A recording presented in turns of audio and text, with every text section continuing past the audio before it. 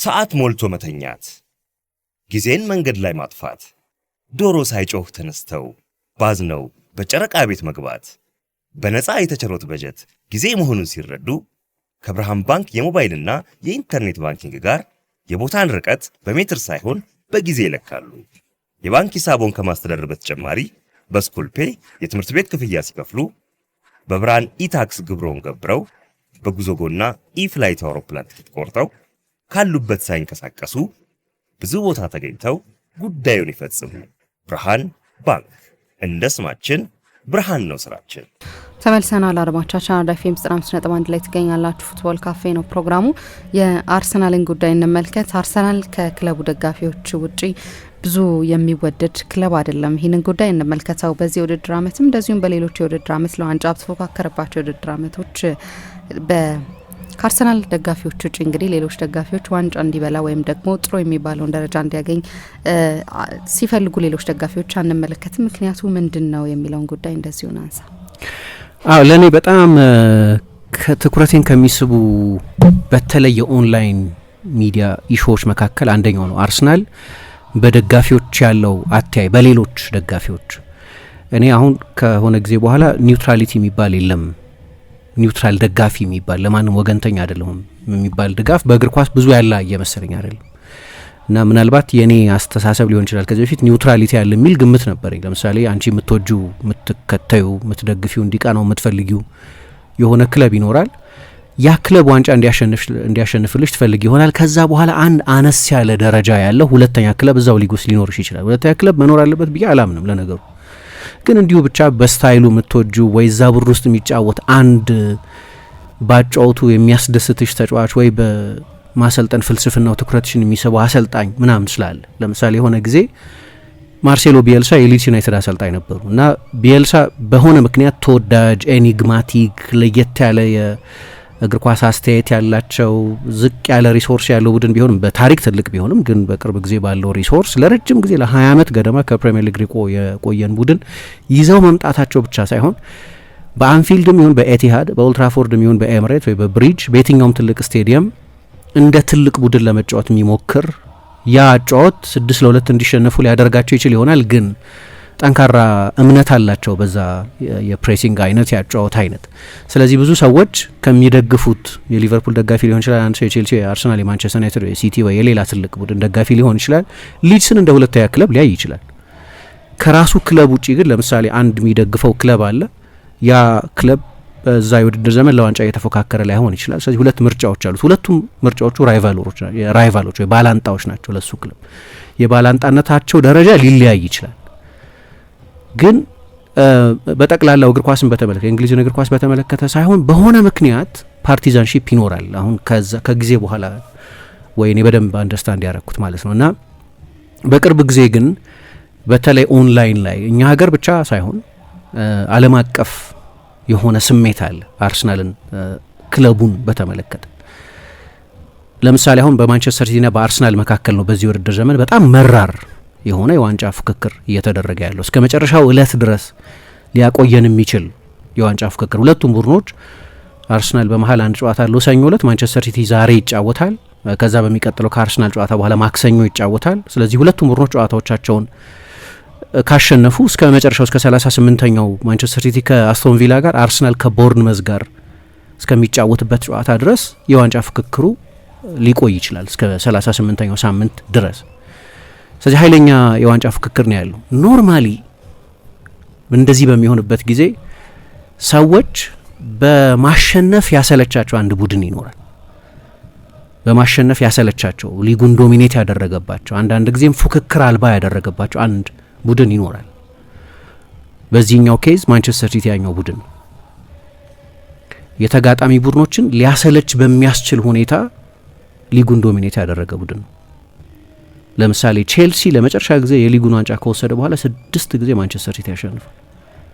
ከ2017 ወዲህ እንደ ምሳሌ አሁን የምጠቅሳቸው ትልልቅ ቡድኖች በሙሉ አርሰናል፣ ቼልሲ፣ ማንቸስተር ዩናይትድ እነዚህ 3 ቡድኖች የመጨረሻ የሊግ ዋንጫቸውን ካሸነፉ በኋላ ብቻ 8-6 ጊዜ ምናምን የሊጉ ሻምፒዮን ሆኗል። ለምሳሌ በጀርመን ባየርን ይሄንን ሲያደርግ ዶርትሙንድ በመሃል ወይ ሌቨርኩሰን በመሃል ወይ ስቱትጋርት በመሃል ወይ ሌላ ትልቅ ቡድን በመሃል እንዲያሸንፍ ይፈልጋሉ ሰዎች። የዋንጫ ፍክክሩ በዶርትሙንድና በባየርን መካከል በሚሆንበት ጊዜ ብዙ ጊዜ ኒውትራል ደጋፊዎች ኒውትራሊቲ ካለ በጀርመን ለምሳሌ ሊኖር ይችላል ነገሬ ብሎ ዶርትሙንድን ወይም ባየርንን የሙሉ ጊዜ ደጋፊ ሆኖ ብዙ ሰው ላታይ ትችላለች። በተለይ እኛ ሀገር በጣም ከጥቂት ደጋፊዎች በስተቀር ብዙ ጊዜ ቦሩሲያ ዶርትሙንድ የኒውትራሎች ድጋፍ ያገኛል።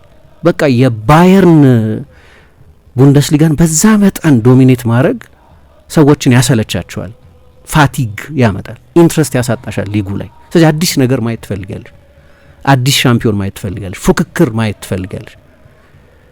ሌቨርኩሰን ለምሳሌ ከባየር ሚኒክ ጋር ለዋንጫ ይፎካከር በነበረበት ጊዜ በኋላም ሻምፒዮን ሲሆን በ2023/24 የውድድር ዘመን ይሄ ጥናታዊ አይደለም፣ ዝም ብሎ ጠቅላላ ትዝብት ልበለው።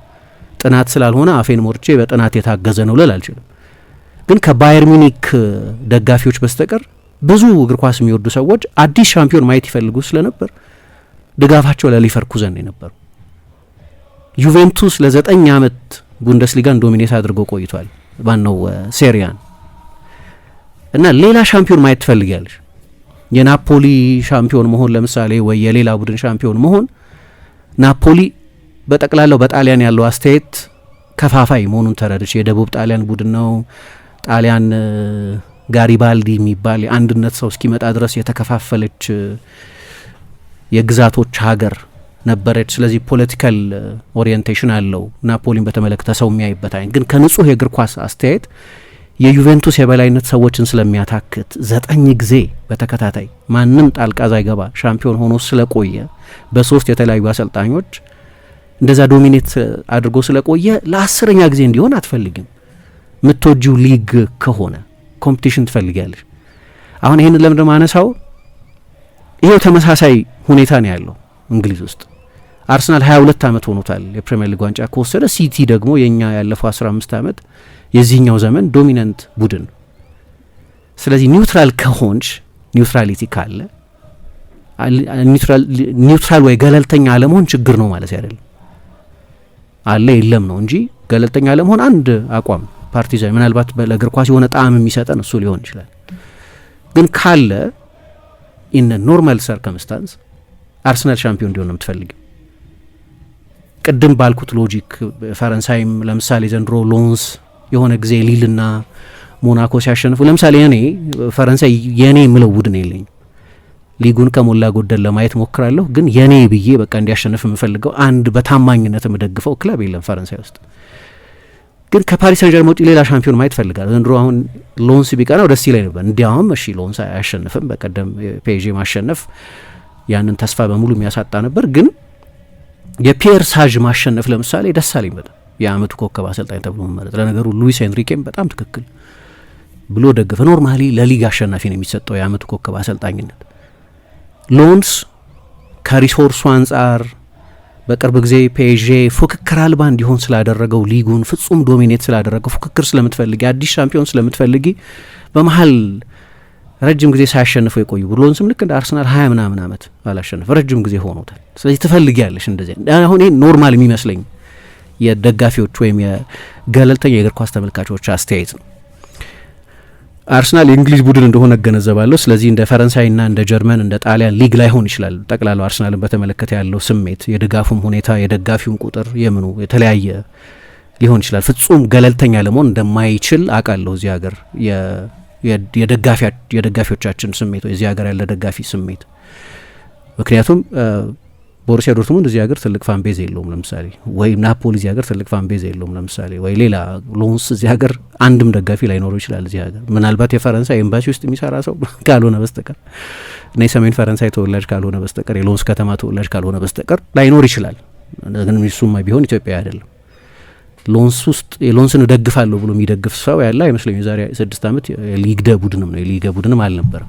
ስለዚህ ኮንቴክስቱን እረዳለሁ። አርሰናል ልክ ከነ ሎንስ ጋር ከነ ናፖሊ ጋር ወይ ከሌቨርኩሰን ጋር ከዶርትሙንድ ጋር በአንድ ሚዛን ሊለካ እንደማይችል እገነዘባለሁ። ግን እንዳልኩት የገለልተኛ ደጋፊዎች ስሜት እንዲሆን መተጠበቂው እሱ ነው። ግን ኦንላይን ላይ እና ምናልባት በሪል ላይፍም ሁለት አይነት ላይፍ ያለ ይመስለኛል፣ የኦንላይን ህይወትና የግል መደበኛ ህይወት። በጣም የተለያየ አይነት አስተሳሰብ ስለሚንጸባረቅ ማለት ነው። እና በጣም ጠንካራ አሉታዊ ስሜት አለ አርሰናልን በተመለከተ ይሄኛውን የወቅቱን የአርሰናልን ቡድን ቢያንስ በተመለከተ አሁን የአርቴታን ቡድን በተመለከተ አንዳንዱ እኔ በጠቅላላው ያለኝ አስተሳሰብ ጥላቻ ወይም ሄት በእንግሊዝኛ የሚባለው ቃል ለእግር ኳስ ተገቢ ቃል መሆኑን ሁልጊዜ እጠራጠራለሁ። ምክንያቱም መራር ቃል ነው ጥላቻ። የሆነን ነገር ለመጥራት በጣም ቢተር መሆን መራር መሆን ይፈልጋል። ግን እንደዛ የሚመስል ስሜት ግን ሶሻል ሚዲያ ላይ ምናምን ብዙ ታያለሽ።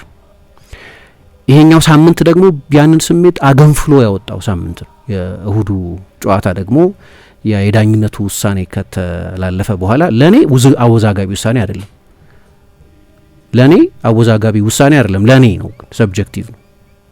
ለእኔ ብቻ ሳይሆን በኋላ ማየው ታያቸው ሃዋርድ ዌብን ታያቸው የፒጂኤም ዌል አለቃ ስለሆኑ ፒጂኤም ዌልን ፕሮቴክት ለማድረግ ነው የሚመጡት። ከማይክል ኦዌን ጋር በሱፐር ስፖርትም ጭምር የሚተላለፍ አንድ ፕሮግራም አለ። እዛ ላይ ይህንን ጉዳይ በተመለከተ የሰጡት አስተያየት አለ። ግን እሺ እሳቸው ተቋማቸውን ፕሮቴክት ለማድረግ ነው የሞከሩት። የእግር ኳስ ኤክስፐርቶች በሙሉ በአብዛኛው ሜቢ 95% የሚሆኑት ድብን ያለ ፋውል ነው ብለዋል። የቀድሞ የሌሎች ክለቦች ተጫዋቾች የነበሩ ኤክስ ፕሌየርስ የሚባሉ ነው እንደዛ ያሉት። ለእኔ አሁን አከራካሪ አይደለም፣ ኮንትሮቨርሻል አይደለም። ያ ውሳኔ ማለት ዝም ብሎ ነጻ ሆኖ ለሚያይ ሰው ለምን እንደሚያከራክር ለምሳሌ ለእኔ ያንን ፉቴጅ ያየ ሰው አይ ፍጹም ቅጣት ምትሳጥን ውስጥ ሌሎች እኮ መጎሻሸሞች ነበሩ፣ ራይስ ማቭሮፓኖስን፣ ትሮሳር ራሱ ምናልባት ፓብሎን ወይ ሱቼክ ካይ ሃቨርትስን ወይ የተለያዩ ጥፋቶች ስክሪሚሽ የሚባል ትርምሶች ነበሩ የፍጹም ቅጣት ምትሳጥን ውስጥ። አርቢትሩ ምንድን ነው የሚያዩት? አሁን ሲያዩ ልክ ኦኬ በየፍጹም ቅጣት ምትሳጥን ውስጥ እንደዚህ አይነት መጓተት እንደዚህ አይነት መሳሳብ በዚህና ባለፉት ጥቂት ዓመታት በጣም የተለመደ ሆኖ መጥቷል። እና አርቢትሩ ወደ ሞኒተሩ ሲሄዱ የሚያዩት ምኑን ነው? አንድ ክሮኖሎጂውን ነው የሚያዩት። የትኛው ነው መጀመሪያ የተፈጸመው ነው የሚያዩት። ጊዜውን፣ የሰከንዶች ልዩነት፣ የሚሊ ሰከንዶች ልዩነት፣ የናኖ ሰከንዶች ልዩነት ምናምን ሊሆን ይችላል። ግን ቀድሞ የተፈጸመው ኦፌንስ የትኛው ነው? ሁለተኛ ለተፈጠረው አውትካም ማተር የሚያደርገው የትኛው ነው? ለምሳሌ ሱቼክ ሃቨርትስ ላይ ጥፋት ሰርቷል፣ ወድቀዋል እዛ ሁለቱ ተጫዋቾች። ግን ኳሱ እነሱን ተሻግሮ ራያ መዳፍ ውስጥ ሊገባ ባለበት ጊዜ ነው ጥፋቱ የተፈጸመው። ራያ ኳሱን መያዝ አልቻለም እና በዛ ምክንያት ጎሉ ተቆጥሯል። ስለዚህ ለውሳኔው ለተቆጠረው ጎል ቀጥተኛው ኢንሲደንት ዣን ክሌር ቶዲቦ መለያውን የጎተተበት እና ፓብሎ የራያን እጅ ስራውን እንዳይዝ የያዘበት ነው። ከዛ ቀጥሎ ነው የራይስና የማቭሮፓኖስ ሁኔታ የሚመጣው፣ የዲኖስ ማቭሮፓኖስ ሁኔታ የሚመጣው። የትኛው ነው ፕሪሲድ የሚያደርገው? አሁን ይሄ አስተያየት አይደለም፣ ይሄ የሆነ ሰው አስተያየት አይደለም። ዳኞቹ ያዩት ነገር ነው፣ ዳኞቹ የሚያዩት ነገር ነው። ኦፒኒየን ነው። ስለዚህ ልትከራከር፣ ይሄም ኦፒኒየኔትድ ነው ነገር። ክሪስ ካቫና ጋይተውት አይ ምንም ጥፋት አላየሁም ብለው ሊያጸድቁት ይችላሉ ጎሉ እና አሁን ይሄ የኔ አስተያየት ነው። የኔ ግን አስተያየት ብቻ አይደለም፣ የሩኒ አስተያየት ነው፣ የዳኒ መርፊ አስተያየት ነው። አንዳንዶቹ ደግሞ ለምሳሌ ሼይ ጊቨን ምን አለ? አዎ ፋውል እንደሆነ አውቃለሁ፣ ግን it doesn't sound fair አለ። ፋውል ግብ ጠባቂ ነበር ሼይ ጊቨን፣ የኒውካስል የማንቸስተር ሲቲ ግብ ጠባቂ ነበር። ፋውል እንደሆነ አያለሁ አለ፣ እንደ ግብ ጠባቂ በተለይ አያለሁ አለ፣ ግን ፌር አይመስለኝም አለ። ኮንትራዲክተሪ ነው ይሄ። ፋውል ከሆነማ ፋውል ነው በቃ፣ ምን ፌር አይመስልህም? ከዛ ዳኒ መርፊ ወሰደና አሁን ላልኩት አሁን ለምናነሳው ርዕስ የሚጠቅም አይ አርሰናል ስለሆነ ብቻማ እንደዛ ማለት የለብንም ማለት አርሰናል ስለሆነ እንግዲህ ድሮ የቶተንሃም የሊቨርፑል የፉልሃም ተጫዋች የነበረ የአርሰናል ተጫዋች አልነበረም ዳኒ መርፊ። አርሰናል ስለሆነ ብቻ ግን ይህንን እያየን ይህንን ፉቴጅ እያየን ግን ፋውል አይደለም ልንል አንችልም ማለት። አሁን እኔ ይሄ ሰዎች የሚከራከሩበት ርዕስ ስለሆነ የተለያየ ኦፒኒየን ስለሚኖር እውነትም ዳኝነት ደግሞ የተለያየ ኦፒኒየን ስላለው ከዛ በኋላ የሚመጣው ምንድነው ዋት አባውቲዝም የሚባል ነገር ነው። ከአርሰናል ሲያደርገው ሌላ ጊዜ አርሰናል ሲያደርገው ይሄንኑ የሚመስል ተመሳሳይ ክስተት ለምሳሌ ጆናታን ዊልሰን ምን ይላል? ክሪስ ካቫናግ ውሳኔውን ሲወስኑ ዳረን ኢንግላንድ ጠሯቸው። ክሪስ ካቫናግ ውሳኔውን ሲወስኑ አይ ሳሊባ አልታይ ባይንዲር ላይ ኦገስት ላይ መጀመሪያ እንደዚህ አድርጓል ብለው ነው ውሳኔ የሚወስኑት ወይስ እንዳዩት ነው የሚወስኑት? አንድ አይነት ከሆነ አላቅም ነገሩ ኢንሲደንቱም አንድ አይነት ከሆነ አላቅም። ፍሪዝድ ኢሜጅ ታያለሽ፣ ስቲል ኢሜጅ ታያለሽ። ግን ሲወስኑ ክሪስ ካቫናግ ምን ነው የሚወስኑት? በፕሬሲደንስ ነው የሚወስኑት? እሳቸው እንዳዩት ነው የሚወስኑት? መስከረም ላይ ያሉት ዳኞች ስህተት ሰርተው እንደሆነ አይ ከዚህ በፊት ስህተት ነው ፕሬሲደንስ የሚሆነው ከዚህ የተሰራ ስህተት መስከረም አይደለም ኦገስት አጋማሽ ላይ ካላፊዮሪ ያንን ጎል አስቆጥሮ አርሰናል ማንቸስተር ዩናይትድን ሲያሸንፍ ወይም ጋብርኤል ራሱ ጥፋት ሰርቶ ከአስቶን ቪላ ጋር በነበረ ጨዋታ አስቶን ቪላ ላይ ኤሚሊያኖ ማርቲኔዝ ላይ ጥፋት ተሰርቶ ጎሉ ሲቆጠር አርሰናልም እንደዚህ አይነት ተመሳሳይ ጎሎች አስቆጥሯል። ስለዚህ ይሄ ጎል መጽደቅ አለበት ብሎ ይወስናል ዳኛ? እንደዛ ነው የሚወስነው ወይስ እንዳየው ጥፋት ነው አይደለም ብሎ ኦብጀክቲቭሊ ያቺን ኢንሲደንት ነው የሚያጠኑ? ሌሎች ዳኞች የሆነ ስህተት ሰርተው ከሆነ መነሻ የሚሆነው የድሮ ስህተት ነው ወይስ አሁን ያየሽውን አንግል አይተሽ ነው የምትወስኙ? ዳኛ ብትሆኝ ምንድን ነው የምታደርጊው? እንደዛ ነው የሚሆነው አይደለም? ዳኞች ከዚህ በፊት በተሰራ ስህተት አይደለም ውሳኔያቸውን የሚወስኑት፣ እነሱ እንዳዩት ነው ውሳኔውን የሚወስኑት። እነሱ እንዳዩት ስህተት ሊሰሩ ይችላሉ። ያንኑ ፉቴጅ አይተው ስህተት ሊሰሩ ይችላሉ። ስህተቱ ሊያከራክር ይችላል ነው አይደለም የሚል ክርክር ሊኖር ይችላል። እኔ በቀደም እያልኩ ነበር 50 ሰው 100 ሰው ብንጠይቅ 50 ሰው ጎሉ መሻሩ ትክክል ነው ሊል ይችላል። 50 ሰው ጎሉ መጽደቁ ትክክል ነው መጽደቅ ነበረበት ሊል ይችላል። ኦፒኒየን ሊከፋፍል ይችላል። ግን ዳኛው ግን ሲወስኑ የሚያጣቅሱት ከ9 ወር በፊት ወይ ከ6 ወር በፊት የነበረ ኢንሲደንት ሳይሆን አሁን እንዳዩት ነው የሚወስኑት። ሌሎች ሰዎች ተሳስተው እንደሆን ከዚህ በፊት ተሳስተው በሆኑት በዛ ስህተት ላይ አይደለም ውሳኔያቸውን የሚወስኑት። እነዛ ጎሎች ሲቆጠሩ ስህተት ነው እንበል እና ተሳስተው ነው እነዛ ሰዎች ያንን ውሳኔ። ስለዚህ በዛ ስህተት እነዛ ሰዎች መወቀስ አለባቸው እንጂ ክሪስ ካቫናግ ያንን ስህተት እንደ ፕሬሲደንስ ይወስዱታል ወይ መወሰድ አለበት ወይ? እነሱን ራሱን የቻለ ዲቤት ልናደርግበት እንችል ይሆናል። ግን ይሄ አንድ ኢንሲደንት ነው። አርሰናል የፕሪሚየር ሊጉ መሪ ሆነው በ9 ወር ነው። ከኦገስት አጋማሽ እስከ ሜይ አጋማሽ ባለው ጊዜ ከ85 ከ90% ለሚሆነው ጊዜ ፕሪሚየር ሊጉ መሪ ሆኖ ስለቆየ የፕሪሚየር ሊጉ የተሻለ ወጥ ቡድን ስለሆነ ነው አሁን መሪ የሆነ። በሆነ ውሳኔ በመጠቀሙ በሆነ ውሳኔ በመበደሉ ምናምን አይደለም መሪ የሆነው። የ9 ወር ኤቪደንስ የ36 ጨዋታ ውጤት ነው መሪ የሚያደርግሽ። አሁን እንዳወዛጋቢ ክስተት ሊኖር ይችላል። አዎ የሆነ ቦታ ሊጠቅምሽ ይችላል። አዎ ሁሉም ቡድን እንደዛ ሊሆን ይችላል። አምና ትዝ ይለኛል ሊቨርፑል የፕሪሚየር ሊግ ሻምፒዮን ሲሆን 2 አይነት ቴብል ነበር፣ ያለ ቪአር ና በቪአር የሚል። ሊቨርፑልን ሊቫርፑል ይሉት ነበር። ዋው በሆኑ ውሳኔዎች ተጠቅሙ ሊሆን ይችላል ሊቨርፑል ግን ሻምፒዮን የሆነው በሆነ ውሳኔዎች ስለተጠቀመ ብቻ አይደለም፣ ደግሞ ኮንሲስተንት ቡድን ስለነበር ነው አምና። ይሄ አንድ ኢንሲደንት ነው። ሰሞኑን ብዙ አስተያየት የተሰጠበት ሜቢ በጣም ወደ ጠርዝ የሄደ ኦፒኒየን የነበረበት ጉዳይ ስለሆነ ነው ይሄ ትኩሱን ጉዳይ ለማንሳት ነው። ግን በጠቅላላው ከዚህ ክስተትን በፊት የሁሉም ሰው ሁለተኛ ክለብ ነበር ማለት ግን አይደለም አርሰናል። ያሁን ከትላንት ወዲያ ምናምን የነበረ ትኩስ ሁኔታ ስለነበር እንጂ አሁን ያልኩትን አይነት ሪያክሽን በሶሻል ሚዲያ እኔ ጊዜ ሰጥቼ በማያቸው የሶሻል ሚዲያ ገጾች ላይ ለመጀመሪያ ጊዜ አይደለም ይህንን አይነት ለአመታት የነበረ ስሜት ነው። እኔ የዛሬ 8 ዓመት የዛሬ 6 ዓመት አርሰናል በአሁኑ መጠን የሚጠላ የነበረ አይመስለኝም። የዛሬ 6 7 8 ዓመት ለምን ለ5 ተከታታይ ዓመት 5ኛ 6ኛ 5ኛ 8ኛ 8ኛ ነበር ያጠናቀቀው።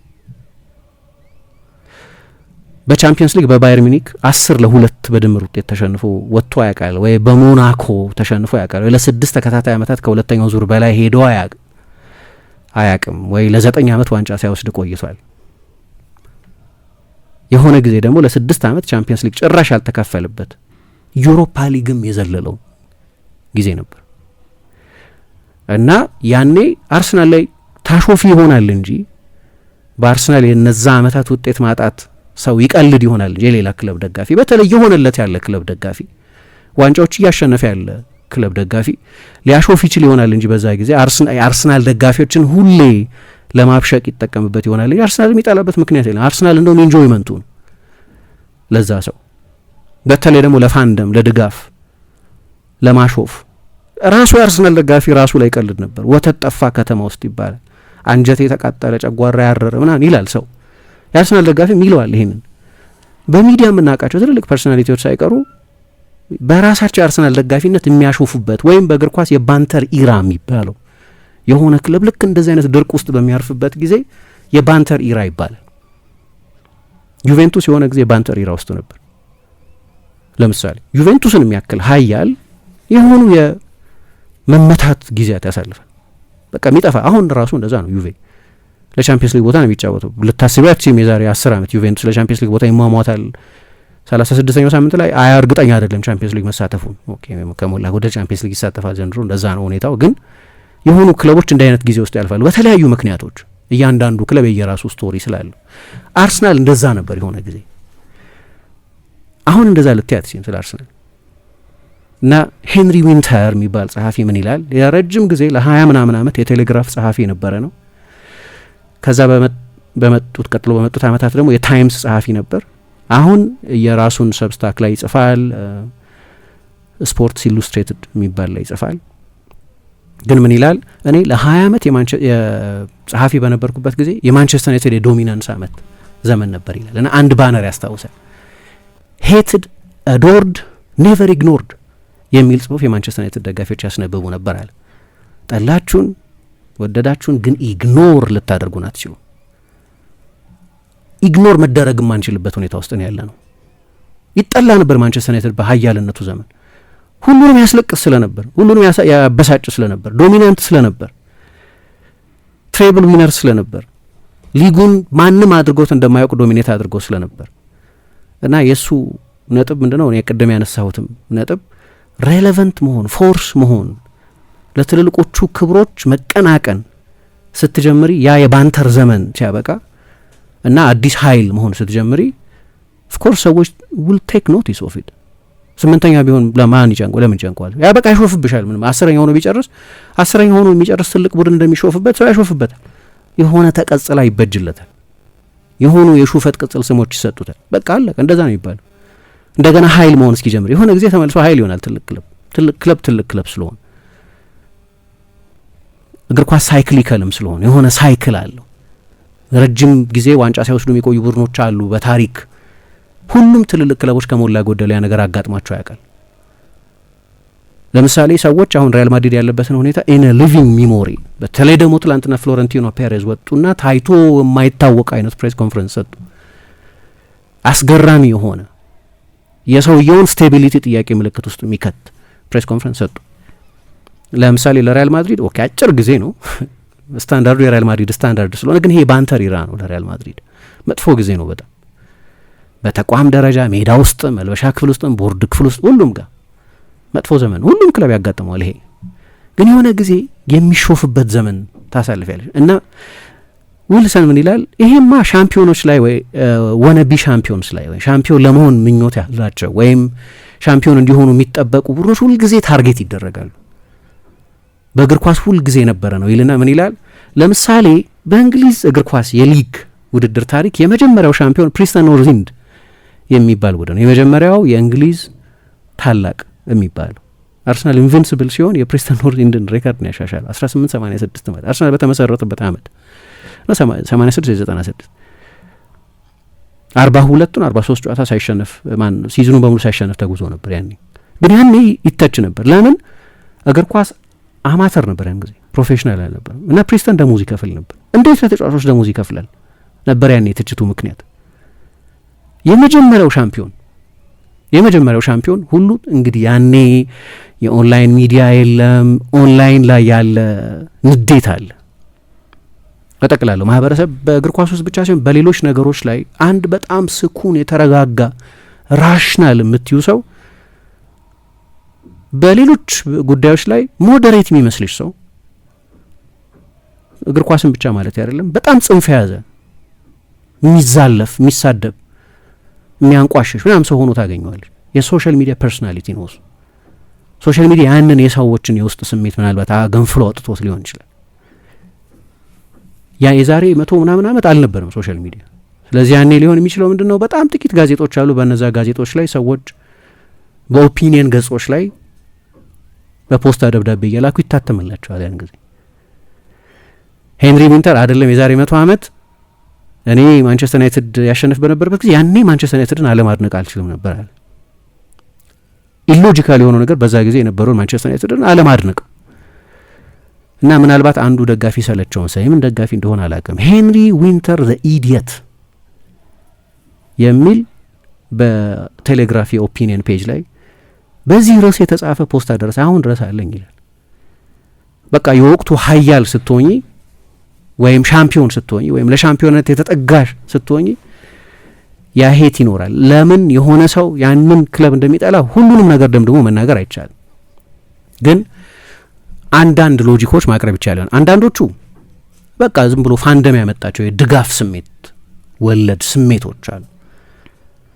አንዳንዶቹ ዲፕ ሩትድ የሆኑ ጠለቅ ያለ ረጅም ጊዜ የቆየ በተለይ በእንግሊዝ ያለ ይሄ ስሜት የሆነ ሀገር ብቻ ያለ ስሜት አይደለም፣ ጠቅላላ ዓለም አቀፍ የሚመስል ስሜት ነው።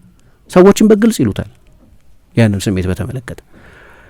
ከዛ ሰዎች አንዳንድ አስተያየቶች ይሰጣሉ። ለምሳሌ ፖል ስኮልስ እንደሚታወቀው ከኒኪ በት ጋር ከአንድ ሆስት ጋር የሚያቀርቡት ፖድካስት አለ እና ከሜንስትሪም ሚዲያ ትንተና ወጥቷል አሁን ፖል ስኮልስ። ስለዚህ የፕሪሚየር ሊግ ጨዋታዎችን በቴሌቪዥን አናላይዝ ሲያደርግ አናይም፣ ለልጄ ጊዜ መስጠት አለብኝ ብሎ ከዛ የሚኒስትሪ ሚዲያ አናሊሲስ ወጥቷል።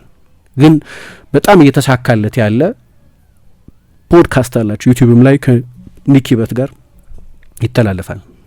the good the bad in the football no say the bad the ugly of the football አላቅም ከእንደዚህ አንዱ እና ምን አለ በቅርብ ጊዜ አርሰናል መጨረሻ ከወራት በፊት የተናገረው አርሰናል መጨረሻ ላይ ሻምፒዮን ቢሆን ያን እየመራ የነበረበት ከዚህም ሰፋ ባለ ምቾት እየመራ በነበረበት ጊዜ በመጨረሻ ሻምፒዮን የሚሆን ከሆነ በፕሪሚየር ሊግ ታሪክ the worst ሻምፒዮን ነው አለ። መጥፎ ሻምፒዮን ነው አለ።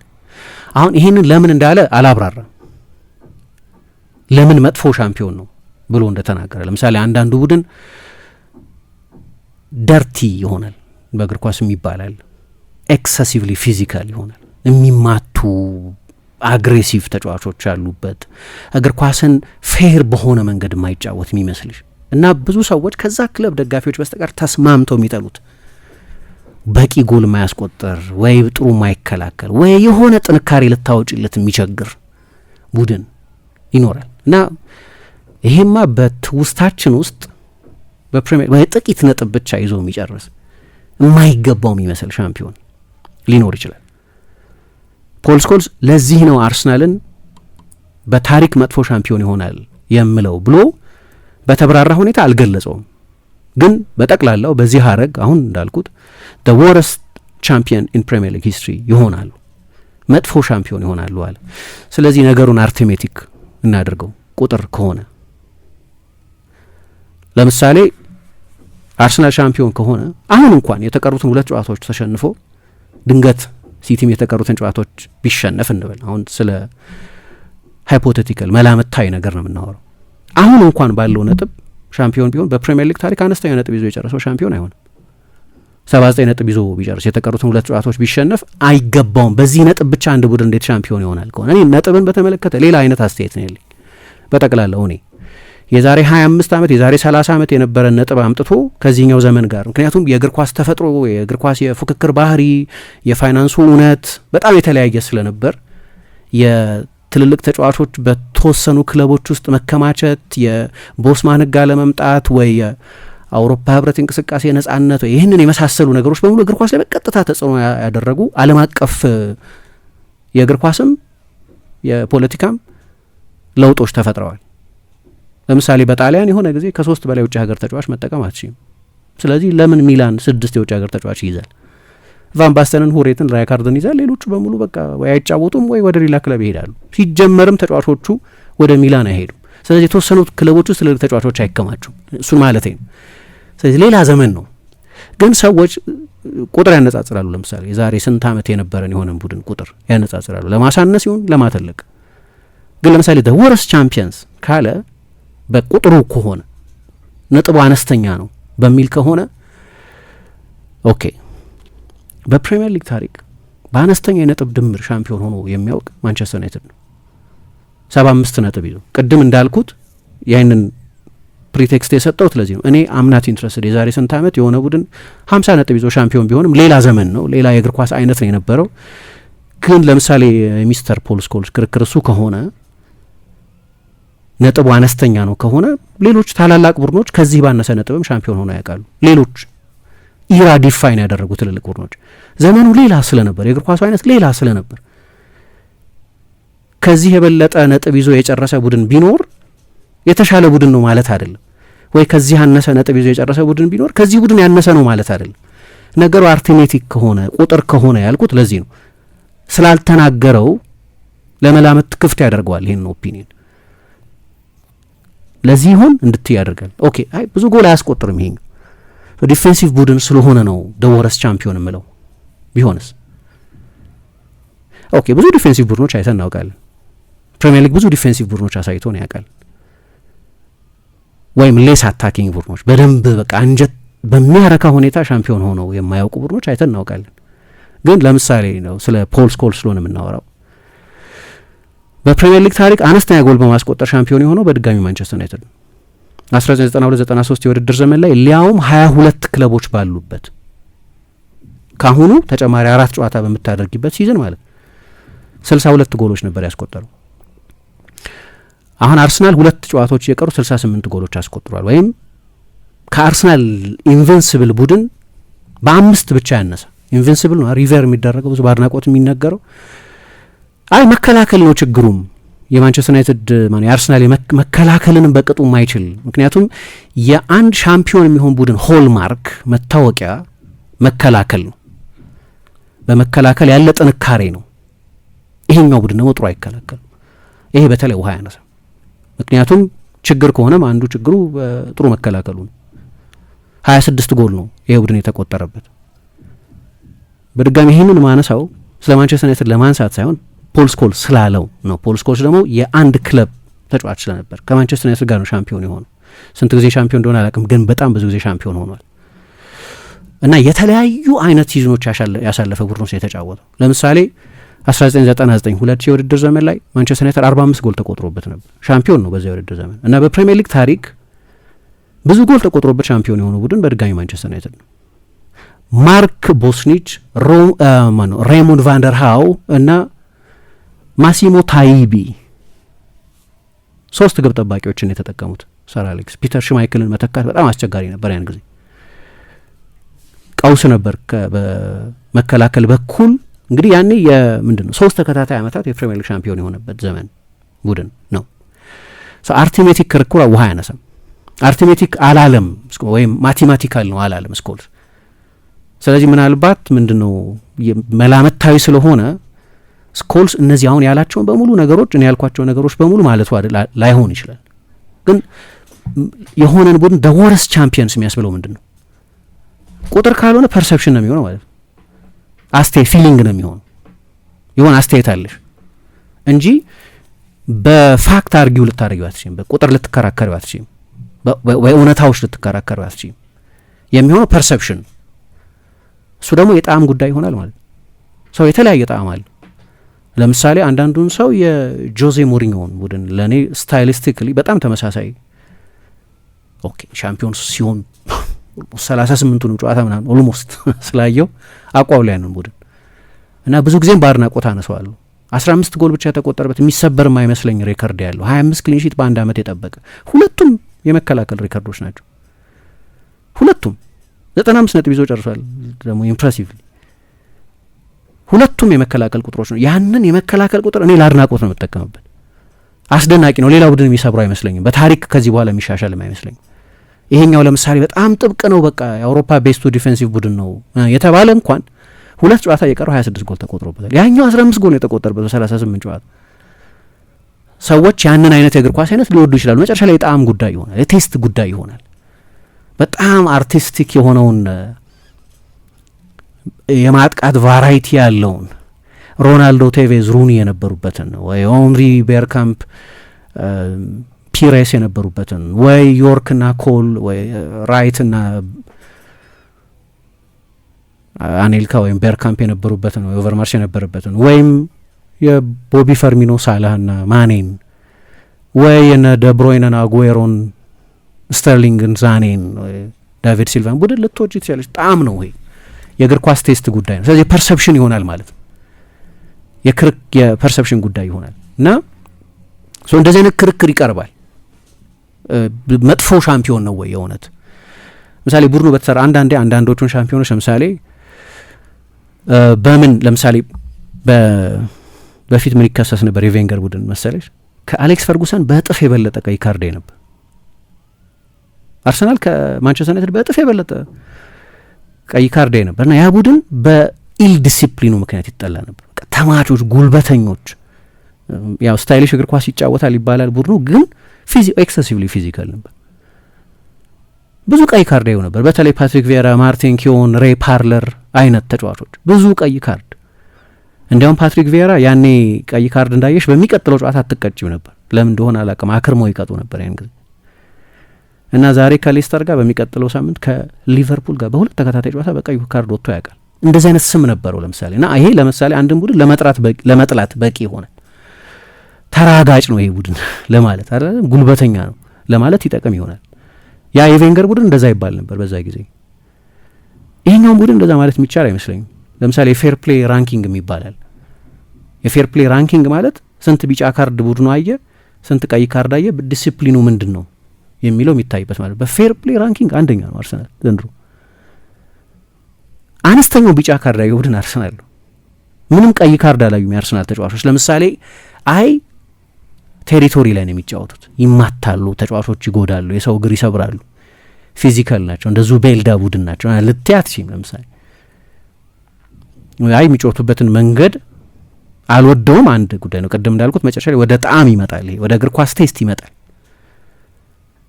ግን ምናልባት እንደው በቬንገር ዘመን እንደነበረው አይነት ውብ እግር ኳስ የሚጫወት አይደለም፣ ወይ እንደ ባርሰሎና የሚጫወት አይደለም፣ እንደ ፔዤ የሚጫወት አይደለም፣ ወደ ባየር ሚኒክ የሚጫወት አይደለም። ልክ ነው፣ ተገቢ ክርክር ነው። በዚህ ምክንያት አርሰናል ወይ እንደ ሲቲ የሚጫወት አይደለም። ይህም በጣም ተገቢ ክርክር ነው። ግን ደወስ ቻምፒየን ግን አያስብልም እሱ ማለት የፕሪሚየር ሊግ ታሪክ አይቶት የማያውቀው አይነት ደካማሽ በ30 ምናምን ዓመት ታይቶ የማይታወቅ አይነት ኔጌቲቭ እግር ኳስ የተጫወተ ቡድን አይደለም። ማንም ቡድን አድርጎት የማያውቅ አይነት ኔጌቲቭ እግር ኳስ 30 ምናምን ሻምፒዮኖች አድርጎት የማያውቅ አይነት ኔጌቲቭ እግር ኳስ ተጫወተ አያውቅም። ከዛም ወደ ምን እንሄዳለን? ይሄ ቡድን የተገነባበት ፋይናንስ ትክክል አይደለም፣ ገንዘቡ የመጣበት ሁኔታ ፉክክር የሚያፋልስ ነው። ለምሳሌ እንደ በጣም ጠንካራ ሴንቲሜንት አለኝ ፈረንሳይ ሊግ ላይ በቃ የካታር ገንዘብ ነው እና ካታሮች ቬስትድ ኢንትረስት አላቸው ከእግር ኳስ የሚሻገር። እንዴት እንደመጡ ተርከ ነው እናውቃለን። ወደ ፒኤስጂ ለምን እንደመጡ ተርከ ነው እናውቃለን። የመንግስታት ፍላጎት እግር ኳስን እና ፉክክሩን እና እግር ኳስን ተወዳጅ የሚያደርገውን ዋና ቅመም ኮምፒቲሽንን ያጠፋል። ይህንን ማድርጎት ያውቃል። ሌላ ዘመን ቢሆንም ሌላ የእግር ኳስ አይነት ቢሆንም የ1978 የአርጀንቲና መንግስት የዓለም ዋንጫውን ገዝቶታል ማለት ይቻላል። ወይ 1938 የጣሊያን መንግስት ወይ እንደዚህ። ከዛ ክለብ ውስጥ ይመጣሉ ሌላ ኢንትረስት ያላቸው እግር ኳስን ለእግር ኳስነቱ ብቻ ሳይሆን ለሌሎች መንግስታዊ ሀገራዊ ዓላማ የሚፈልጉት ሰዎች ይመጡና ግን የሚንቀሳቀሱት በመንግስት በጀት ነው። እግር ኳስ ራሱ ትልቅ ኢንዱስትሪ ቢሆንም ከሀብታም መንግስታት በጀት ጋር ግን መፎካከር ግን አይቻልም። እና አንድ የሆነ የገልፍ ስቴት መጥቶ ፉክክሩን በሙሉ ዲስቶርት የሚያደርግ ኢንቨስትመንት አርሰናል ላይ አድርጎ ቢሆን እና ይሄማ ፌር አይደለም። ለምሳሌ ያ ስሜት ይሰማኛል አልኩኝ ፈረንሳይ ላይ፣ ሌሎችም ሊጎሻ ይሰማኛል። ግን ደው ቱ ቢ ሴፍ ፈረንሳይ ላይ ለምሳሌ እንደዛ ነው። ለምሳሌ ጀርመን ውስጥ ይሄ ስሜት አለ።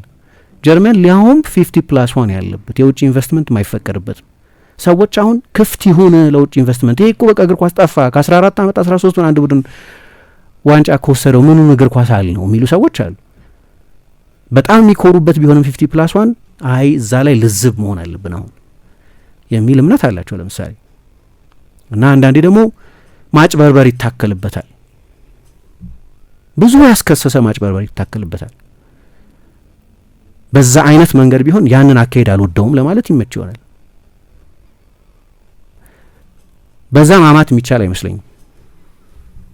ኦርጋኒክ ነው፣ ሰልፍ ሰስቴነብል ሞዴል ነው የሚከተለው። ቤኔፋክተር የለውም።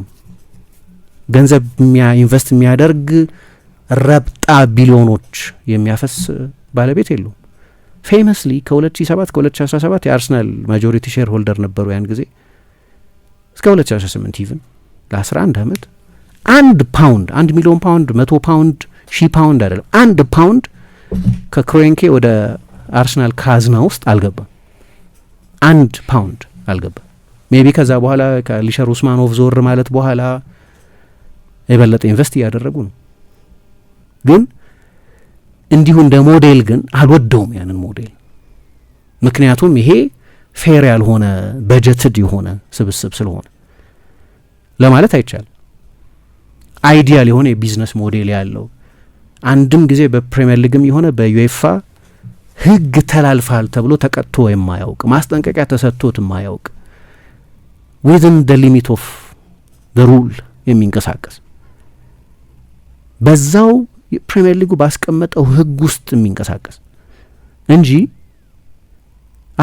አይ የክለብ ግንባታውን የዝውውር አካሄዱን ፍልስፍናውን አልወደውም ለማለት አትችይም። ወይ ለመጥላቴ ምክንያት እሱ ነው ለማለት አትችይም። ማለት እንደ አይነት ሰበብ ሊቀርብበት አይችልም። ልክ ስለ ሊቨርፑል ያንን ማለት እንደማይቻል ማለት ሊቨርፑል ለምሳሌ ወዝ ክሊን ሊቨርፑል ዋንጫ ሲወስድ ምንም የህግ ጥሰት የለበትም፣ ምንም ማጭበርበር የለበትም፣ ምንም በፕሪሚየር ሊግ የተከሰሰበት ቤስት ጠበቆች ያስቀጠረ ምንም አይነት ከፕሪሚየር ሊግ ጋር አንገት ለአንገት ያያያዘ የለው። የሊቨርፑል ሁለቱም ድሎች ንጹህ ናቸው። ያ ሞዴል ሰስቴነብል ሞዴል ነው። ዴታ በመጠቀም የእግር ኳስ ኤክስፐርቶች በመጠቀም ለየት ያለ የምልመላ አካሄድ በመጠቀም በአንድ ጂኒየስ አሰልጣኝ የመኒቦል ኮንሰፕት በማካተት እንደ ያንግርሃም አይነት ሰዎችን እንደ ማይክል ኤድዋርድስ አይነት ሰዎችን በማስገባት በወቅቱ ሌላ ተፎካካሪያቸው ከነበረ ቡድን በ3 እጥፍ ባነሰ በጀት ነው ሊቨርፑል ሻምፒዮን የሆነው። ንጹህ ነው። ከፋይናንስ አይን ካየን ቢያንስ ትራክ ሬከርዱ ያንን ያሳያል። ተከሶ ያውቃል በፋይናንሻል ፌር ፕሌይ ምክንያት ወይም በፕሪሚየር ሊግ ፕሮፊት ኤንድ ሰስቴናቢሊቲ ሬጉሌሽን ወይ በሌላ ምክንያት ተከሶ አያውቅም። ተመሳሳይ ነው። ያርሰናል ሻምፒዮን አይደለም አሁን ከሊቨርፑል ጋር ሻምፒዮን እስኪሆን ድረስ ማወዳደር ትክክል ላይሆን ይችላል። ግን ሻምፒዮን ለመሆን ያለው ተስፋ ያለው ቡድን ግን ሰርቷል። ወይ 2 ጨዋታ እየቀረው መሪ የሆነ ቡድን ወይ ለተከታታይ ዓመታት የዋንጫ ተፎካካሪ የነበረ ቡድን ለተከታታይ ዓመታት በቻምፒየንስ ሊግ ወደ መጨረሻዎቹ ምዕራፎች የተጠጋ ቡድን ሲገነባ ለመጥላት ምክንያት የሚሆን የፋይናንስ የደንብ ጥሰት ይሄ ትክክል አይደለም፣ ይሄ ፍትሃዊ አይደለም የሚያስብል የፉክክሩን ተአማኒነት ወይ ኢንቴግሪቲ ጥያቄ ምልክት ውስጥ የሚጥል ምንም አይነት ነገር ወይ ዩቬንቱስ ሻምፒዮን ሲሆን የነበረው አይነት ካልቾፖሊ ወይ ዋየር ታፕ የተደረገ የሉቻኖ ሞጂ እጅ አይነት ወይ እንደዛም የለበትም። ወይም ከሁሉም ክለቦች የበለጠ ገንዘብ አወጥቶ አይደለም። የመጨረሻው የክለቦች ደሞዝ ሲታይ 5ኛ ነው። አርሰናል በደሞዝ በሚከፍለው ደሞዝ 5ኛ ነው። በቅርብ ዓመታት ኔት ስፔንድን ብቻ ከወሰድን 3ኛ ነው። የለፍትን 4 ዓመታት ከወሰድን 5ኛ 3ኛ ነው ዌጅ ቢል። ከዛ የበለጠ ብዙ ደሞዝ የሚከፍሉ ከዛ ያነሰ ውጤት ያላቸው ብዙ ቡድኖች አሉ በእነዚህ በቅርብ ዓመታት። ስለዚህ እንደው ኤክሰስ የሆነ በደሞዝ ሮስተር ውስጥ 1ኛ 2ኛ 3ኛ 4ኛ 5ኛ ልክ በፈረንሳይ እንደሚሆኑ አይነት ደሞዝ ወይ በጀርመን እንደሚሆኑ አይነት ከሁሉም የላቀ ነው በፌር ሚንስም ማለት ነው። ለምሳሌ ማንቸስተር ዩናይትድ በፌር ሚንስ የዓለም ሀብታሙ ክለብ ነበር ለረጅም ጊዜ። አንድ ማርቲን ኤድዋርድስ የሚባሉት ሲኢኦ ነበሩት። ከዛ በኋላ እንደ ፒተር ኬንያን አይነት ሲኢኦ ነበሩት እና የእግር ኳስን ዓለም አቀፍ ፖቴንሻል ተገንዝበው ማንቸስተር ዩናይትድን የቢዝነስ ጃገራንት አደረጉት። ማንቸስተር ዩናይትድ የፈለገ ያን ጊዜ በዝውውር ሪከርድ ይሰብር ከነበር በፌር ሚንስ ነው ሪከርድ ይሰብር የነበር። ስቴዲየሙን ከ60 ምናምን ሺህ ወደ 76 ሺህ ሊሆን ይችላል። ሌሎች ክለቦች ከማድረጋቸው በፊት ወደ ዓለም ጫፍ የፕሪሲዝን ጉዞዎች በማድረግ ሊሆን ይችላል። ትልልቅ የብራንድ ዲሎች በመፈጸም ሊሆን ይችላል። ማንም ቤኔፋክተር ማንም ለዛ የማንቸስተር ዩናይትድ ስኬት 1 ፓውንድ አላዋጣ።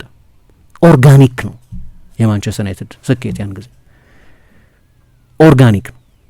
ሶ ለምሳሌ ያንን ማንቸስተር ዩናይትድን ይሄማ አርቲፊሻል ነው ልትዩ አትችይም። ስኬቱ አርቲፊሻል አይደለም፣ ኦርጋኒክ ነው። የቢዝነስ ኦፖርቹኒቲን በማወቅ የተገኘ ነው። አሁን ከዚህኛው ሲዝን በኋላ አርሰናል በእንግሊዝ በገቢ አንደኛ ይሆናል በዘንድሮ የቻምፒየንስ ሊግ ጉዞ ብቻ። በነገራችን ላይ ቆይም የቻምፒየንስ ሊግ ቡድኖች የበለጠ ብዙ ገንዘብ ያገኘው አርሰናል ዘንድሮ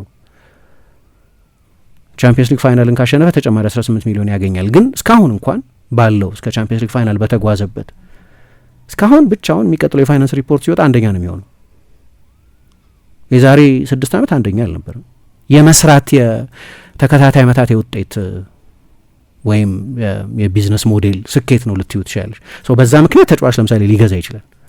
አምና ሊቨርፑል ያንን ሁሉ ገንዘብ ሲያወጣ ምንድነው በአድናቆት ነበር አይደለም ስናነሳ የነበረው። እንዴት ሊያወጣ ቻለ ሊቨርፑል? ምክንያቱም ኖርማል አይደለም ለእንደ ሊቨርፑል አይነት ክለብ። ግን የአመታት ሰስቴነብል የሆነ አካሄድ ውጤት የሆነ ጊዜ ኦኬ መጨረሻ ላይ ሰራ አልሰራ ሌላ ጉዳይ ቢሆንም በአንድ የዝውውር ጊዜ 2 ጊዜ ብሪታንያን ሬከርድ ለማሻሻል የሚያስችል ፌር የሆነ የፋይናንስ አቅም ሰጣቸው። ግን ፌር ነው።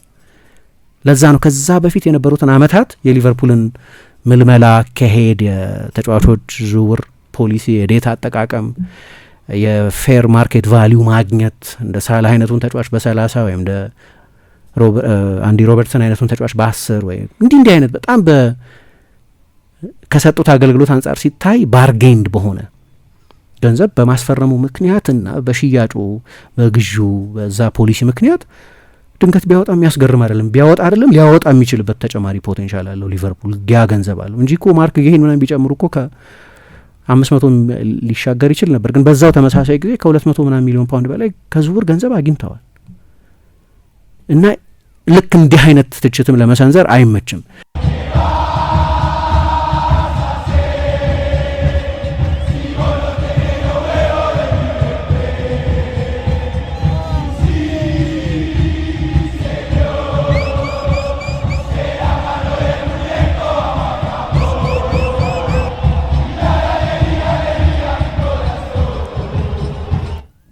ተመልሰናል አድማጮቻችን። አራፊም ላይ ትገኛላችሁ። የአርሰናልን ጉዳይ እየተመለከትን ነው የምንገኘው። የቀሩ ነጥቦች አሉ። የአርሰናልን ጉዳይ የተመለከትን ነው። ለምንድነው እንዲህ አይነት ኔጌቲቭ ስሜት ያለው የሚለውን በተመለከተ እና ስሩን ለማግኘት ለምንድነው ይሄ ስሜት የተፈጠረው የሚለውን ለማየት ነው ከዚህ በፊት የሞከር ነው። አንዳንድ ሰዎች ምክንያት ብለው የሚጠቅሷቸው ነጥቦች አሉ። ለምሳሌ ምናልባት ለምሳሌ እኛ ሀገር ወይ አፍሪካ ውስጥ ወይ ሌላ የዓለም ክፍል ውስጥ ላለ ደጋፊ ይሄ ስሜት ላይ ሰራ ይችላል። ግን ለንደን ትልቅ ፋክተር ነው እንግሊዝ ውስጥ። ለንደን ከተቀረው የእንግሊዝ ክፍል ጋር ያለው ግንኙነት በጣም ሀብታም በጣም ኮዝሞፖሊታን የሆነ በተለይ ደግሞ የዛሬ 10 ዓመት አይደለም የብሬግዚት ምርጫ የተደረገው ሪሜይነርስ እና ብሬግዚተርስ ይባላሉ። በዛው በአውሮፓ ህብረት ውስጥ መቆየት የሚፈልጉ ደግሞ ከአውሮፓ ህብረት መነጠል የሚፈልጉ ምርጫ የተደረገውም ዴቪድ ካሜሮን ጠቅላይ ሚኒስትር በነበሩበት ጊዜ በእነዚህ 2 ዋና ዋና ምርጫዎች ላይ ነው።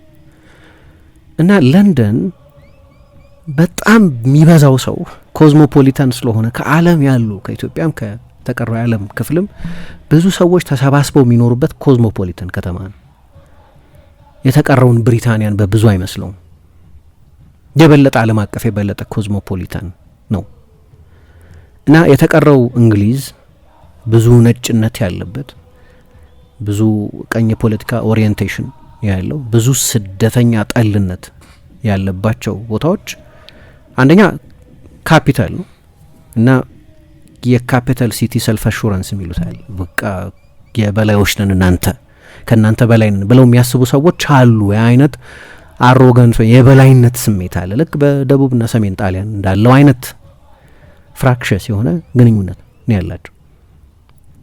እና ኤኒቲንግ ለንደን አይወደድም በተቀረው እንግሊዝ ወይም ሁሉም ባይሆን ግን ያላቸው ግንኙነት ምንድነው? ሰዎች ኮንፍሊክቹዋል ነው ጠብ ያለበት ነው አንበለው፣ ግን በጣም መራር ስሜት አለ በተቀረው የእንግሊዝ ክፍልና በለንደን መካከል። እና አርሰናል ደግሞ የለንደን የመጀመሪያው ትልቁ ሱፐር ፓወር ነው። እና ያ ስሜት ራሱ ከእግር ኳስ ውጭ ያለው አስተያየት ስሜት ስለ ከተማው ያለው ስሜት በጣም ሀብታም፣ በጣም ኮዝሞፖሊታን፣ ተመሳሳይ የፖለቲካ ንጽረተ ዓለም የሌለው በእንግሊዝ የፖለቲካ ታሪክ ውስጥ በብሪታንያ የፖለቲካ ታሪክ ውስጥ ከትልልቆቹ ክስተቶች አንደኛው የዛሬ 10 ዓመት የተፈጠረው የብሬግዚት ጉዳይ ነው። ምን ያህል ትልቅ ስንጥቃት እንዳለ ማየት ይቻላል በተቀረው እንግሊዝና በለንደን መካከል። አንደኛው ምክንያት ሊሆን የሚችለው እሱ ነው። አሁን ይሄ ሬሌቫንት የሚሆነው ለዓለም አቀፍ ደጋፊዎች አይመስለኝም፣ ለብሪታንያ ውስጥ ቤዝ ላደረጉ ደጋፊዎች በነዛ ከተሞች መካከል ያለውን ግንኙነት በተመለከተ ያላቸው አስተያየት እንዲህ ለሆኑ ሰዎች፣ ለምሳሌ በኔፕልስ ያሉትን ሰዎች ኋላ ቀሮች፣ ለስድብም ቢሆን ዘረኝነት ያለበትም አገላለጽ ቢሆን አፍሪካዎች፣ ጥቁሮች፣ ፓጋኖች ይህንን የሚሏቸው የሎምባርዲ ኤሚሊዮ ሮማኛ የምን ሰዎች ናቸው። እንዲህ አይነት ግንኙነት ይኖራል በሆኑ ግዛቶች መካከል። ምናልባት እንደዛ የተሰመረ ላይሆን ይችላል፣ ግን በግልጽ የፖለቲካ አስተያየታቸውን የሚለየው አንደኛው እንትን ይሄ የብሬግዚት እና የለንደን ጉዳይ ነው። ሌላኛው እንግዲህ እንደ ምክንያት ማቅረብ ከተቻለ አላቅም፣ ግን ብዙ ጊዜ ሰዎች ሲሉ የምሰማው እና በትክክልም ብዙ ሰሚ ያለው የሚመስለው አንደኛው ኦፒኒየን የደጋፊዎቹ ነገር ነው፣ የአርሰናል ደጋፊዎች ነገር ነው። የአርሰናል ደጋፊዎችን በተመለከተ ምንድነው ፕሪኤምፕቲቭ ብራጊንግ የሚባላል። ምንም ሳታሳኪ መፎከር ማለት ምንም እጅሽ ጋር ሳይገባ ዋንጫውን ሳትወስጂ ሳታሸንፊ እንዳሸናፊ መናገር ማለት ነው። ፕሪሚየር ሊጉን ሳታሸንፊ ፕሪሚየር ሊግ እንዳሸነፍሽ መምሰል ማለት ነው። ይህንን ነው ሰዎች የተሳከረ ዴሉዥናል የሆነ ፕሪኤምፕቲቭ ብራጊንግ ይሉታል። ይሄን ቀድሞ መሸለል፣ መፎከር፣ አሸንፈናል ማለት አንደኛው ይሄኛው። ሁለተኛው ሁል ጊዜ አልቃሻ መሆን፣ ቁስለኝነት፣ ለምሳሌ በዳኞች ስንበደል ቆይተናል ለምሳሌ አይነት ስሜት፣ ፌር አልነበረም ብዙ ነገር ብሎ ማሰብ። ግን በጣም ጠንካራ የኦንላይን ፕሬዘንስ አለው አርሰናል። የአርሰናል ደጋፊዎች በጣም ብዙ ናቸው። ብዙ ብሎጎች አሉ፣ ብዙ ፖድካስቶች አሉ፣ ብዙ የሶሻል ሚዲያ አካውንቶች አሉ እና እዛ ላይ እነዚህ አሁን ያልኳቸው ስሜቶች የቪክቲም ናሬቲቭ የሚሉት የቀድሞ መፎከር፣ የፕሪኤምፕቲቭ ብራጊንግ ና የሚሉት የአሁኑ ቡድን ደግሞ የአርቴታ ቡድን ደግሞ አንድ ማነው ሳሙኤል ኮሊንግስ ነው የሚባል ጸሐፊ ምን ይላል፣ ምናልባት በፕሪሚየር ሊግ ታሪክ ሚኬል አርቴታ አሰልጣኙ ራሱ ከጆዜ ሞሪኞ በኋላ በእንግሊዝ እግር ኳስ ውስጥ ሰዎች ለሁለት የከፈሉ አሰልጣኝ እሱ ሳይሆን አይቀርም፣ ወይ ዲቫይሲቭ የሆኑ አሰልጣኝ እሱ ሳይሆን አይቀርም። ሞሪኞ ያስም ነበራቸው። የሞሪኞ የሚዲያ ፕሬዘንስ በተለይ ማንንም ለመናገር ችግር የለባቸውም። የትኛውንም የትልቅ ክለብ አሰልጣኝ ለማንጓጠጥ ችግር የለባቸውም እና ይሄ በቼልሲ ደጋፊዎች በጣም ይወደድ ነበር። ኦፍኮርስ ማተር የሚያደርገው ለቼልሲ ነው። የቼልሲ አሰልጣኝ ናቸው። የቼልሲን ኢንትረስት ነው ፕሮቴክት የሚያደርጉት። ለሌላ ክለብ ደጋፊ ሞሪኞ የሚያናድዱ ሰው ሊሆኑ ይችላሉ። እንዲያውም ማናደዳቸው ለቼልሲ ጥሩ ነው። ቼልሲ ሬሌቨንት ባይሆን ኖሮ ለምን ይናደዳል ሰው? ቼልሲ የፕሪሚየር ሊግ ሻምፒዮን መሆን ባይጀምር ኖሮ ለምን ይናደዳል? ቼልሲ የሚያናድድ አልነበረም እኮ በፊት ከሮማን አብራሞቪች እና ከጆዜ ሞሪኞ በፊት ማንም በቼልሲ አይናደድም። የባንተር ዘመን ልበለው አላቅም 55 ዓመት የሊግ ዋንጫ ነው። 55 ዓመት ሁለት ትውልድ ማለት ነው። ለምን ያናድሻል ቼልሲ? ሞሪኞ መጡና ግን የማሸነፍ ማሽን ሰሩ። አንደኛ ቡድኑ ያናድዳል ራሱ።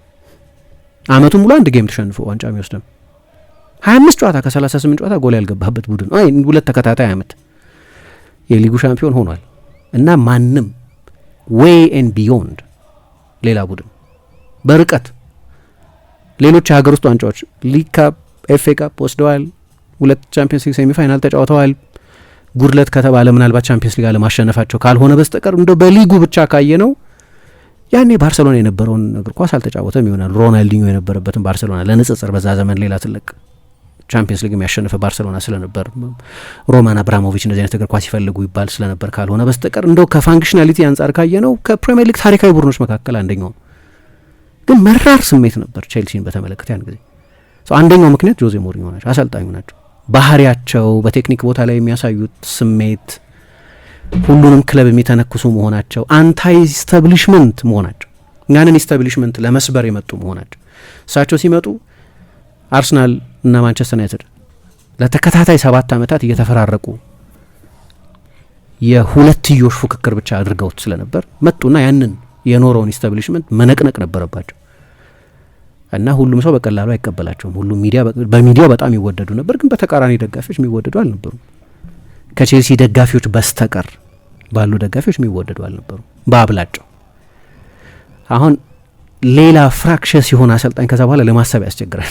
ሻምፒዮን የሆኑትን አሰልጣኞች በሙሉ ስታይ አሌክስ ፈርጉሰንን፣ ካርሎ አንቼሎቲን፣ የርገን ክሎፕን፣ ፔፕ ጓርዲዮላን፣ ክላውዲዮ ራኒሪን፣ አንቶኒዮ ኮንቴን፣ ሌሎቹንም አሰልጣኞች ብታይ አሁን አርቴታ ሻምፒዮን አልሆንም፣ ስለዚህ ማወቅ አለብን። ግን አሁን ያለውን ስሜት ስለሆነ እያወራን ያለ ነው እና ተስፋ ስላለው ቡድኑ ለዛ ነው ርዕሱን ያነሳሁት። ግን እንዲህ አይነት ክርክር የሚያቀርቡ ሰዎች አሉ። አርቴታ ነው ምክንያቱ፣ በቴክኒክ ቦታ ላይ የሚያሳየው ያልተገባ መቅበጥበጥ፣ በብዙሃን መገናኛዎች ላይ ስለ ዳኞች የሚሰጣቸው አስተያየቶች፣ ፐርሰናሊቲው በጠቅላላው በዛ ምክንያት ነው አርሰናልን የምንጠላው የሚሉ ሰዎች አሉ።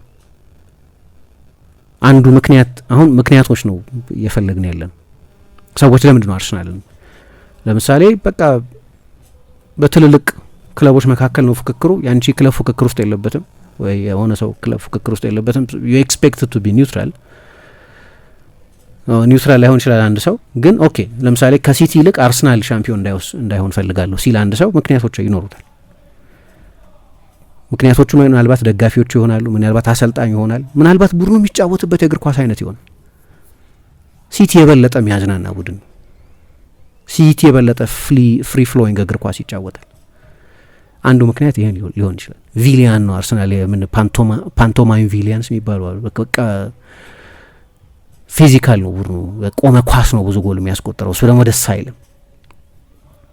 አንዱ ክርክር ሊሆን የሚችለው እሱ ነው ፊዚካል መሆን እና በመላው እንግሊዝ አርሰናል ከብራይተን ሲጫወት ሳይቀር ለምሳሌ ከሊቨርፑል ደጋፊዎች እንዲህ አይነት ባህሪ በአንፊልድ ካሉት ደጋፊዎች ብዙ የተለመደ ባይሆንም አምናት እዚህ ልሽ እንደሆነ አርሰናል ከሊቨርፑል ወደ ሊቨርፑል ሜዳ ሄዱ ሊጫወት ባለ ጊዜ የሚኬል አርቴታን ፎቶግራፍ ያ የኤቨርተን ሰው ነበር። ኦኬ ምናልባት አንዱ ምክንያት እሱ ሊሆን ይችላል። ግን በኤቨርተንና በሊቨርፑል መካከል ያን ያህል መራርነት የለም። እንደ ደርቢ አይደል፣ ደርቢ ነው፣ ትልቅ ደርቢ ነው። ግን ታሪካቸውን ስታይ በጣም በአስቸጋሪ ጊዜያት አንድ የሚሆኑ አይነት ናቸው። ልክ እንደ ሄይሰል እንደ ሂልስቦሮ ስቴዲየም አደጋ አይነት ሌሎችም አይነት አጋጣሚዎች ላይ ግን ኦኬ ምናልባት የሊቨርፑል ባክግራውንድ ስላለው ሊሆን ይችላል። ለምሳሌ ታይና ስፔሻሊ ከሊቨርፑል ጋር የሆነ አይነት አኒሞሲቲ እንዲኖሩ አትጠብቂም አርቴታ። ስፔሻሊ ከሊቨርፑል ጋር ግን አላስታውስም ብዙ የሊቨርፑል ደጋፊዎች የሆነን አሰልጣኝ ትልቅ የሁልጊዜ ሚዜ የሚል ፎቶግራፍ አድርገው ታስታውሻለች። ሊቨርፑል ሻምፒዮን ሆኗል፣ 2-1 ያለቀው የአንፊልድ አንድ ጨዋታ ሲቀረው ምናምን የተደረገ ነው እና ይሄ ምን ይነግርሻል? ለአርሰናል መጠላት ምክንያቱ በአሰልጣኙ ሊሆን ይችላል፣ ሚኬል አርቴታ ሊሆን ይችላል፣ ወይ የሚጫወቱበት የእግር ኳስ አይነት ሊሆን ይችላል። እና ብራይተን ሜዳ ላይ ሳይቀር ሰከንድ አጌን ኦሌ ኦሌ ኦሌ ኦልሞስት ሁሉም የእንግሊዝ ስቴዲየም ውስጥ ሰከንድ አጌን ኦሌ ኦሌ ኦሌ ይላል። ብራይተን ነው የሚለው እንደዛ። የብራይተን ደጋፊዎች ናቸው የሚሉት። መቼ ብራይተን ሁለተኛ ወጥቶ እንደሚያውቅ አላውቅም። ከዛ ሁለተኛ የወጣ ቡድን ላይ ምናምን ለማሾፍ የሚሆን የሞራል አቅም ይኖራል። አላስታውስም ብራይተን ሁለተኛ እኔ ኳስ ማየት ሲጀምር ብራይተን ሊጉ ላይ ማለት ነበር። የዛሬ 10 ዓመት ሊሆን ይችላል ብራይተን የመጣው። ግን ጠቅላላውን በእንግሊዝ ሀገር ያለውን ስሜት ግን ያሳይሻል። ያ ስሜት የሆነ መነሻ መኖር አለበት። አንደኛው የሚመስለው ወይ ደጋፊዎቹ ናቸው። ደጋፊዎቹ እንዲህ አይነት አንታጎኒስቲክ ስሜት በሌሎች ደጋፊዎች እንዲፈጠር የሚያደርግ የድጋፍ ጸባይ ያላቸው ወይ አላቸው ብለው ሌሎች ሰዎች ያስባሉ። መደምደም አልችልም እሱን፣ ግን ሰዎች ያ ስሜት ይሰማቸዋል። የአርሰናል ደጋፊዎችን በተመለከተ ምክንያቱ ደጋፊ ነው የሚል ሰው ስለምታይ ይላል። ብዙ ሰው ደጋፊ ነው ይላል። ፓትሪስ ኤቭራ ሳይቀር ብሎታል። ፓትሪስ ኤቭራ ሲል እኔ እኮ አይ ላይክ ክለብ አይ ላይክ አርቴታ the problem is ደጋፊዎቹ ናቸው። አሁን ይሄ ደጋፊ ስንል ዓለም አቀፍ ደጋፊውን እያልን ነው። ኢትዮጵያ ውስጥ ያሉትንም ደጋፊዎች ዓለም ላይ ያሉትንም ደጋፊዎች እያልን ነው። አንድ እርግጠኛ አይደለም ሰውየው ማን እንደሆነ። ራሱ የአርሰናል ደጋፊ የሆነ ሰው ነው ሰውየው። ቴሌግራፍ ላይ ቢፈለግ ይኖር ይሆናል። the most insufferable ደጋፊዎች እኛ ነን ብሎ አንድ አርቲክል ቴሌግራፍ ላይ ጽፎ ብዙ አርሰናል ደጋፊዎች ሪያክት አድርገዋል አስታውሳለሁ። በዛ ለቴሌግራፍ ሳይቀር ብዙ ጽፈዋል። ግን እኔ ያው የአርሰናል ደጋፊ ነኝ። the most insufferable የሆኑ የአርሰናል ደጋፊዎች ዓለም ላይ ያለን እንግሊዝ ውስጥ ያለን የአርሰናል ደጋፊዎች እኛ ነን ብሎ አርቲክል ጽፏል። የአርሰናል ደጋፊዎችን በተመለከተ ራሱ የአርሰናል ደጋፊ ነኝ ያለ ጸሐፊ ቴሌግራፍ ላይ ከትልልቅ የእንግሊዝ ጋዜጦች መካከል አንደኛው ጽፏል። እና ብዙ ሰውም ምክንያት አድርጎ ሲጠቅሰው ሰማል። የአርሰናል ደጋፊዎች ስሜት እና ቅድም እንዳልኩት ወደ ምንድነው ፕሬምቲቭ የሆነ ሳታሳኪው ያንን አይነት ሱፔሪዮሪቲ ለመውሰድ መሞከር፣ ያቺን ክር ሳትበጥሻት ያንን አይነት ሱፔሪዮር የበላይነት ለመውሰድ መሞከር ደጋፊዎቹ ጋር ያለ ስሜት ነው። አሁን ከነዚህ ምክንያቶች ውጪ መሆን የሚቻል አይመስልም። ወይ ደጋፊዎቹ ናቸው ወይ አሰልጣኙ ነው ወይ ቲሙ የሚጫወትበት መንገድ ነው። ሌሎች በተለይ ደግሞ እንግሊዝን የተመለከቱ ለምሳሌ ሰዎች ዘረኝነት ጣራ በደረሰበት ጊዜ ብዙ ጥቁር ተጫዋቾች የነበሩት ነው በ1980ዎቹ። ከዛ ጊዜ ጀምሮ የቆየ አንታይ አርሰናል ሴንቲሜንታል በእንግሊዝ ሀገር ምንድነው ብላክ ሂስትሪ መንዝ የሚባላል። ስለ አርሰናል ብላክነስ ብቻ ስለ ጥቁርነት ብቻ መጽሐፍት አሉ። እና ይሄ ለአፍሪካውያን ለኢትዮጵያውያን የሚሰራ አይመስለኝም፣ ለጥቁሮች በተለይ የሚሰራ አይመስለኝም። ግን አለ በጣም ጠንካራ የራይት ዊንግ የፖለቲካ ስሜት አለ። አንደኛው መጠላቱ እሱ ነው። ከዛ ደግሞ ዜኖፎቢክ የሆነ ቬንገር መጡ። የውጭ ሀገር ሰው ናቸው፣ ብሪታንያ አይደሉም። ማንም ብሪታንያ ያልሆነ ሰው ከዛ በፊት በእንግሊዝ ሀገር ተሳክቶለት አያውቅም ብቻ ሳይሆን አንድ የሚጠቀስ ስም ነው ያለው። እሳቸው ወዲያውን የተሰናበቱት በአስቶን ቪላ አንድ ቤልጅማዊ ዶክተር ነበሩ።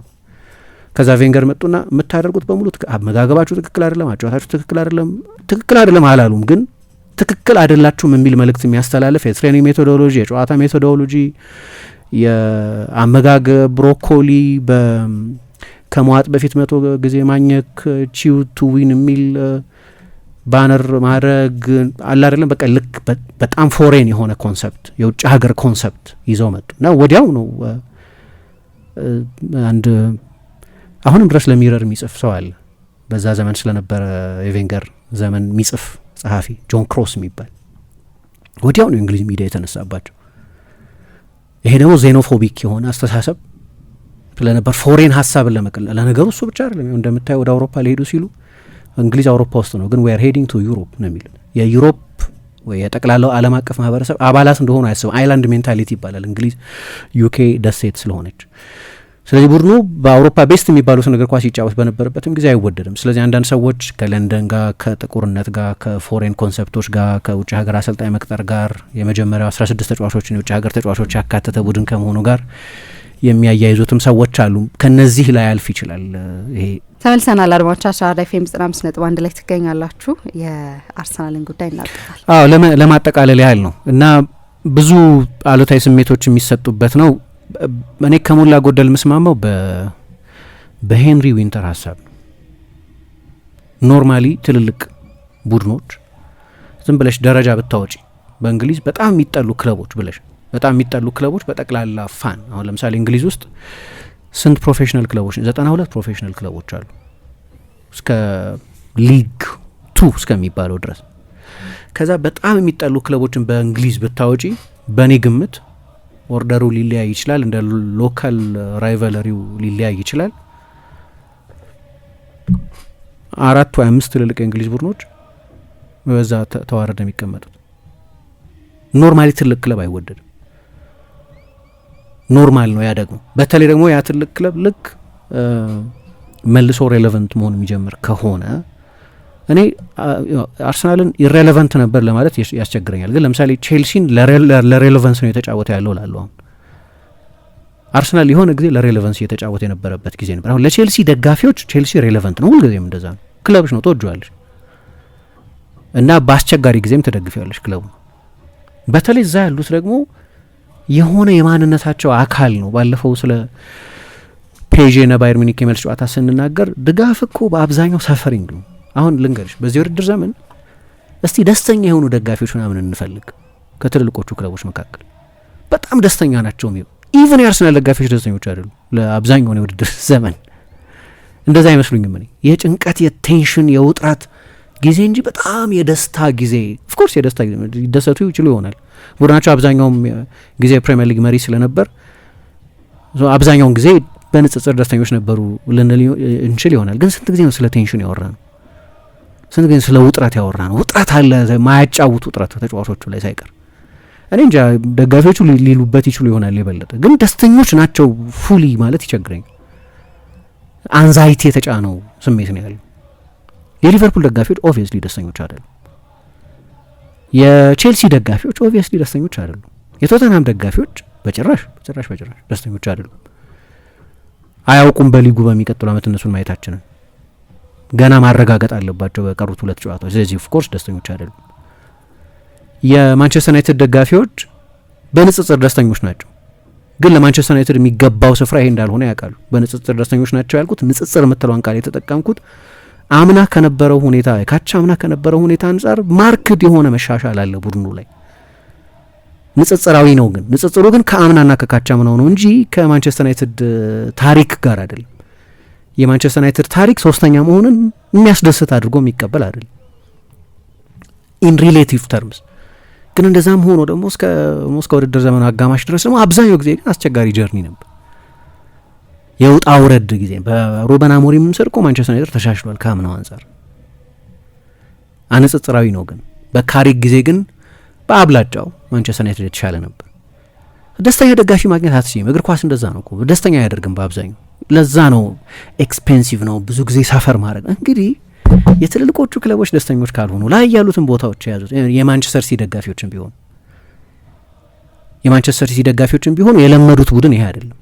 ኮርስ ተስፋ ያደርጋሉ በቡድናቸው እንጂ ለምንድን ነው ለፍጽምና የቀረበ እግር ኳስ ይጫወት የነበረ 100 ነጥብ 80 98 ነጥብ 93 ነጥብ ምናምን የሚሰበስብ 104 ጎል በአንድ ዓመት የሚያስቆጥራን ቡድን አይተዋልና ይሄኛው ቡድን ኤፒክ እንዳልሆነ ያውቁታል። አብዛኛው ጊዜ የውጣ ውረድ የውድድር ዘመን ነው ለሲቲም ቢሆን ስለዚህ ይከብዳል ደስተኛ ደጋፊ ሳቲስፋይድ የሆነ ደጋፊ ማግኘት፣ የረካ ደጋፊ ማግኘት። ፕሪሚየር ሊጉን እየመራ ካለው ቡድን ጀምሮ እንደዛ ነው። እርካታ ማጣት አለ። ግን ዞሮ በጠቅላላው የትልልቅ ክለቦች እኔ ዝም ብዬ ስወስድ ማድሪድ በጣም ይወደድ አይመስለኝም ከማድሪድ ደጋፊዎች ውጭ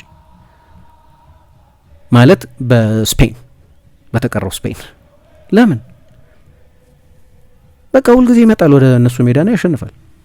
ባርሴሎና በጣም ተወዳጅ አይመስለኝም ከካታሎኛ ውጭ ከባርሴሎና ደጋፊዎች ውጭ። ይሄ ኢትስ ማርክ ኦፍ ቢግ ክለብ። ዩቬ በጣም ይጠላል እኮ በጣሊያን ሜቢ ደግሞ ስቴትድ ሊሆን ይችላል በዩቬ ግን በኢንተር በቶሪኖ በኤሲ ሚላን በናፖሊ ብቻ አይመስለኝም። በተቀረው ጣሊያን በሙሉ ይመስለኛል የሚጠላው። ኖርማሊ ትልቅ ክለብ ይጠላል። ብዙ አዲስ ነገር አይደለም እሱ። ምናልባት ዲስፕሮፖርሽኔት ነው ካልሆነ በስተቀር ይጠላል ትልቅ ክለብ፣ በተለይ ትልቅ ክለብ ይጠላል። ስለዚህ እኔ የጠቅላላ ያለኝ አስተያየት እንደዛ ነው። ትልልቅ ክለቦችን መውደድ በጣም አስቸጋሪ ነው። በተለይ የሌላ ክለብ ደጋፊ ከሆንሽ ኮምፕሊት ኒውትራሊቲም ሊኖር የሚችል አይመስለኝም። ሰዎች የራሳቸው በቂ ምክንያት ይኖራቸዋል። የተለያየ አይነት ነው። አንድ ቅድም ለዚህ ይሄ ሊሆን ይችላል ይሄ ሊሆን ይችላል 10 ምናምን ዓመት አይነት ምክንያቶች እንደ መላምት ልታቀርብ ይችላልሽ። አንዱ ብቻውን አይደለም። አርቴታ ሊሆን ይችላል ለሰዎች፣ ደጋፊዎቹ ሊሆኑ ይችላሉ ለሰዎች። ከዛ ግን እንዳሉበት ጂኦግራፊም ይወሰናል። እነዛ ደጋፊዎች እንዳሉበት ሀገር እና ያ ለምሳሌ እዚህ ሀገር ብዙ የአርሰናል ደጋፊ አለ። እዚህ ያለው የደጋፊ ኮንቴክስት ሰሜን ለንደን ካለው የደጋፊ ኮንቴክስት የተለየ ነው። እዚህ ያለው ባላጋራይ ነው ብሎ የሚያስበው እዛ ያለው ባላጋራይ ነው ብሎ የሚያስበው ወይ በጣም እጠላዋለሁ ብሎ የሚያስበው ክለብ የተለያየ ነው። እሱም ኮንቴክስት የተለየ ነው። ድጋፍም በዓለም ላይ ዓለም አቀፋዊ አይደለም። አርሰናልን መደገፍ አንድ፣ ማንቸስተር ዩናይትድን መደገፍ አንድ፣ ሊቨርፑልን መደገፍ አንድ ሊያደርገው ይችል ይሆናል እንጂ ባላንጣይ ብሎ የሚገነዘበው ክለብ ግን አንድ አይደለም። እንደየጂኦግራፊው ይለያያል። እሱም አንድ ፋክተር ነው። ግን የኔ ድምዳሜ በጠቅላላው ትልልቅ ክለቦችን መውደድ በጣም አስቸጋሪ ነው የሚል ነው። ሰዓት ሞልቶ መተኛት፣ ጊዜን መንገድ ላይ ማጥፋት፣ ዶሮ ሳይጮህ ተነስተው ባዝነው በጨረቃ ቤት መግባት፣ በነፃ የተቸሮት በጀት ጊዜ መሆኑን ሲረዱ ከብርሃን ባንክ የሞባይልና የኢንተርኔት ባንኪንግ ጋር የቦታን ርቀት በሜትር ሳይሆን በጊዜ ይለካሉ። የባንክ ሂሳቦን ከማስተዳደር በተጨማሪ በስኩል ፔይ የትምህርት ቤት ክፍያ ሲከፍሉ፣ በብርሃን ኢታክስ ግብሮን ገብረው፣ በጉዞጎና ኢፍላይት አውሮፕላን ትኬት ቆርጠው ካሉበት ሳይንቀሳቀሱ ብዙ ቦታ ተገኝተው ጉዳዩን ይፈጽሙ። ብርሃን ባንክ፣ እንደ ስማችን ብርሃን ነው ስራችን።